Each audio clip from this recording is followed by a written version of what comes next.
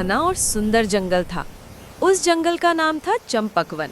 चंपकवन में तरह तरह के जानवर और पक्षी खुशी खुशी रहते थे। उस जंगल के राजा थे एक बहुत बड़े और समझदार हाथी, जिनका नाम था गजराज। राजा गजराज अपने सभी जानवरों से बहुत प्यार करते थे और उनकी हर जरूरत का ख्याल रखते थे। वो हमेशा सबकी मदद के लिए तैयार रहते थे। एक दिन जंगल में एक चालाक लोमड़ी आई, जिसका नाम था चतुर। चतुर बहुत घमंडी थी और उसे लगता था कि वो जंगल में सबसे होशियार है। उसने सोचा, मैं इस जंगल की रानी बनूंगी। ये मोटे हाथी राजा बनने के लायक नहीं है। चतुर ने एक योजना बनाई। अगली सुबह चतुर ने सभी जानवरों को एक साथ बुलाया। उसने कहा, दोस्तों, क्या आप लोग इस मोटे हाथी को अपना राजा मानकर खुश हैं? ये तो बस धीरे धीरे चलता है और खाता रहता है। जंगल का राजा तो मेरी तरह चालाक और फुर्तीला होना चाहिए।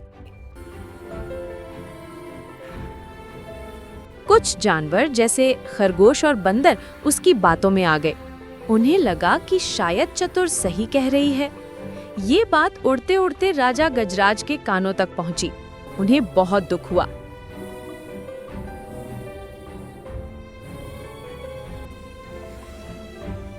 लेकिन उन्होंने गुस्सा नहीं किया।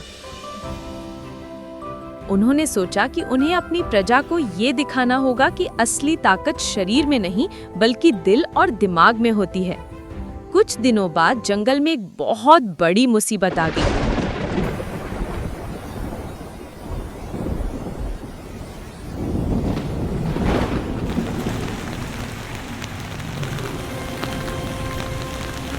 जंगल के पास बहने वाली नदी में बाढ़ आ गई और पानी जंगल में घुसने लगा।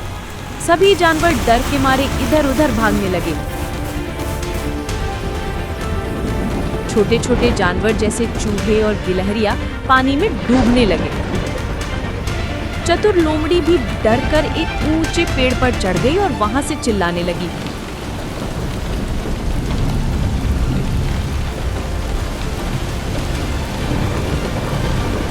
बचाओ बचाओ। तब राजा गजराज आगे आए। उन्होंने अपनी सूंड से छोटे छोटे जानवरों को उठाकर सुरक्षित ऊंची जगहों पर पहुंचाया। उन्होंने बड़े बड़े पेड़ों को अपनी ताकत से धकेलकर एक पुल जैसा बना दिया, ताकि बाकी जानवर आसानी से नदी पार करके सुरक्षित पहाड़ी पर जा सके। उन्होंने अपनी पीठ पर कई छोटे जानवरों को बिठाया और उन्हें भी सुरक्षित जगह ले गए।